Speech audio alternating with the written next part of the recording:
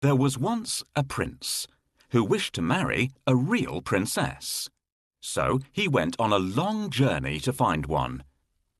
But every princess he met did not seem like a real princess. I must find a real princess, he said to himself. I will only marry a real princess. As the prince journeyed home, he was very sad. He told the king and queen that he had met many princesses, but that he could not find a real princess.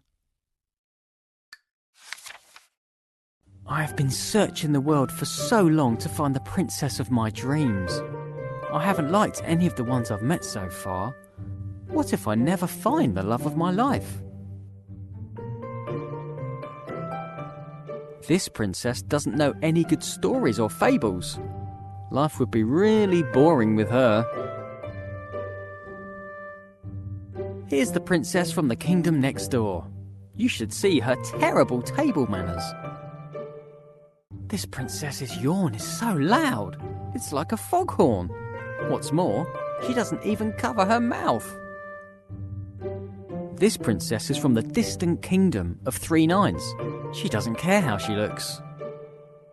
This princess was really rude when we went out together. She was far too nosy and kept asking how rich I was. This one wouldn't stop talking. She wore me out. A real princess would be a bit more reserved.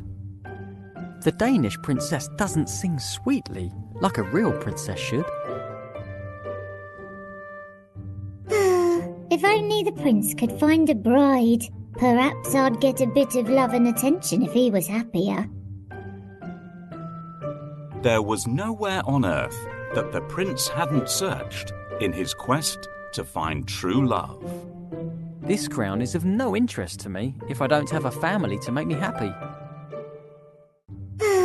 If only the prince could find a bride. Perhaps I'd get a bit of love and attention if he was happier.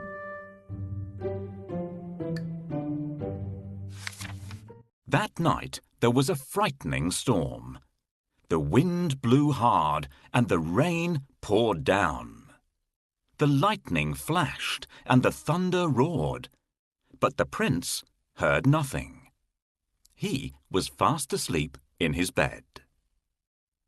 Then, suddenly, above the sound of the raging storm, there was a loud knock at the palace door. Knock, knock, knock. "Who could that be at this time of night?" said the king. "And in such terrible weather," added the queen. The king put on his slippers and went to open the door. He peeped out to see who it could be. The weather was terrible. There was a flash of lightning, and standing there on the doorstep, the king saw a poor, bedraggled girl. Her hair and clothes were dripping wet, and she was shivering from the cold. "Who are you?" the king asked. I am a real princess, answered the girl. One stormy night, a cold and frightened princess appeared at the palace door. Who is this beautiful girl who has arrived at our palace? Why has she walked there in such bad weather? She should try ringing the bell so that the servants will open the door. "Please let me in." She needs to ring the melody on bells.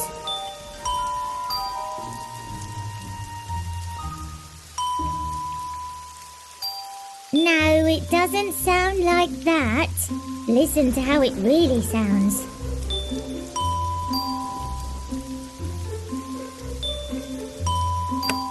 Nobody should be out in such a terrible storm. "Good evening, Your Majesty. Please may I spend the night in your palace? I'm soaked through." Why not? It's freezing, and you're shivering all over. I'm sure you'll catch a cold.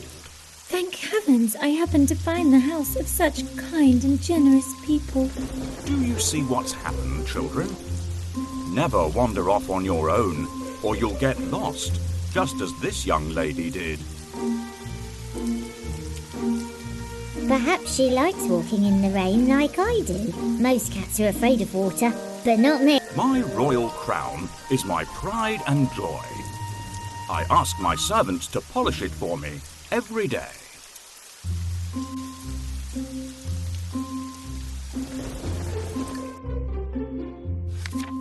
The king let the princess in, and the queen said that she could sleep that night in the spare bedroom. The princess was grateful and thanked the king and queen for their kindness. The queen then turned to the king and said, "We must find out if she's a real princess or not." "How?" asked the king. Without saying a word, the queen went to the spare bedroom and took off all the bed covers. She then took a small, hard, green pea from the kitchen cupboard and placed it under the mattress. On top of this, she piled not 1, not 2, but 20 more mattresses and 20 quilts. The princess climbed up the side of the very high bed and lay down to sleep for the night.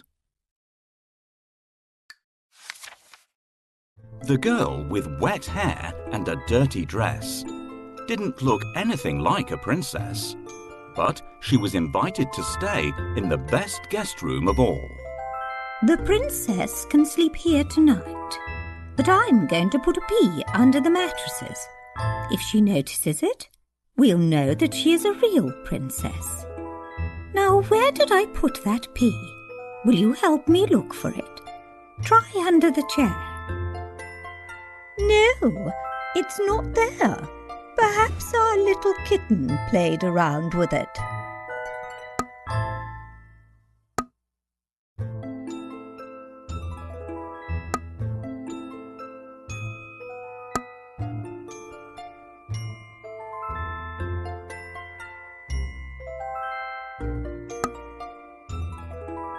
Oh, I wish they'd leave me to get some sleep. What are you looking for, Your Majesty? I can't find it here either. I might have put it in the drawer. Check in there. Can you help me hide the pea? Tap on the pea and then the bedding.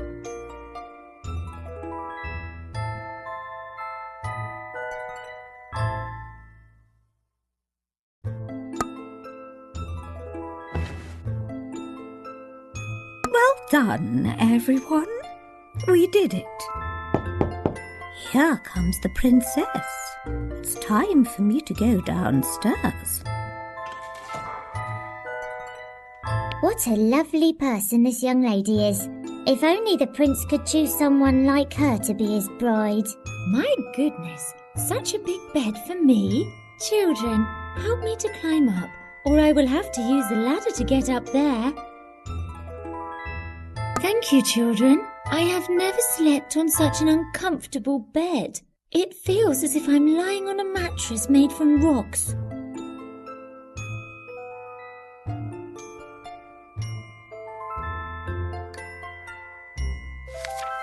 When morning came, they asked her if she had slept well, I did not have a wink of sleep all night. said the tired princess. There was something hard in the bed, and this morning I am bruised black and blue. The queen smiled and looked at the king.